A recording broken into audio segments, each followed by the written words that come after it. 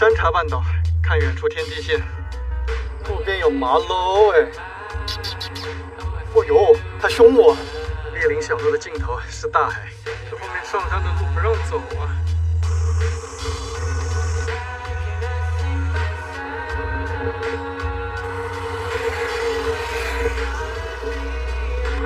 哇！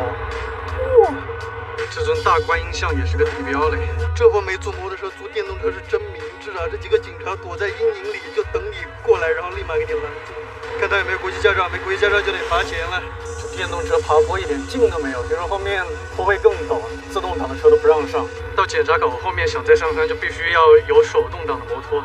门卫大叔这里可以租手动挡的车，他开价20万，还价还到了150万。还有一盒的。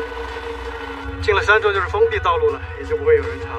想要登上高山欲穷千里目，他那个棋盘顶3个字是倒着写的，不是从右往左，是从下往上。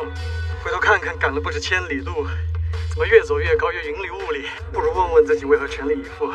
为了可以达到完美，人生更长，却同时有了诗和面包。这挺有意思的，外面那么长一条海岸线，然后里面还有一条内海，这是个港口嘛，好多船呢。本来想展开翅膀的，还要查了一下，这附近是禁飞区。海岸线真的感觉一点都不比澳大利亚的黄金海岸高。这个山里的坡也并没有很陡，不像大理那个折磨山，我手动挡上去都得熄火。溜溜球下山，5楼来看看岘港海边，168一晚的民宿。哇，空调还没关。哇，这么大吗？可以啊，厕所、淋浴，一个客厅，有自己的小冰箱、电视、沙发。然后来看看右手边。咱们自己的洗衣机 ，OK， 主卧也就这一个卧室了。看看窗户外面，能看到大海 ，nice。买瓶水，重新换一台满电的车，出发惠安古镇，骑过去要50分钟。椰子船，这条是15万一个人，路边碰了个大姐，她给咱报价9万，我刚付了10万，她找了2万给我，我不知道为什么。OK， 你好，你好，哇好。这个船的整个重心就在船夫大哥的这边，还蛮漂亮的。其实这怎么有个岗亭啊？给它改成电竞的，不对，它不一定通电。船夫大哥指着这片植物说是 coconut， 难道是椰林吗？这2层小平房看起来蛮惬意的。哦，还有组团的。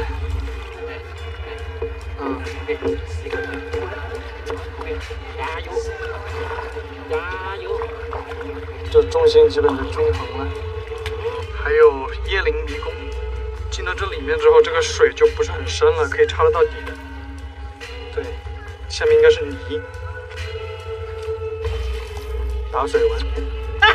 哦，sorry。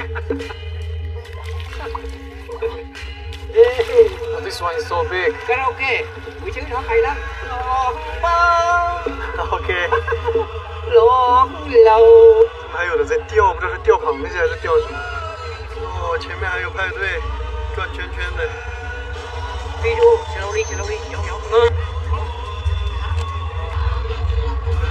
又在唱歌，好多印度哥们，天空中那个云好漂亮啊！咱就不转这个圈了，怕吐。杂技选手，孙悟空，一圈转回来反常，因为咱们没有额外加那个转圈圈的，能看出来大叔其实是有点低落的。哇，真电竞椰子船。Thank you， 谢谢。拜。那个是他的小孙子吗？惠安古镇。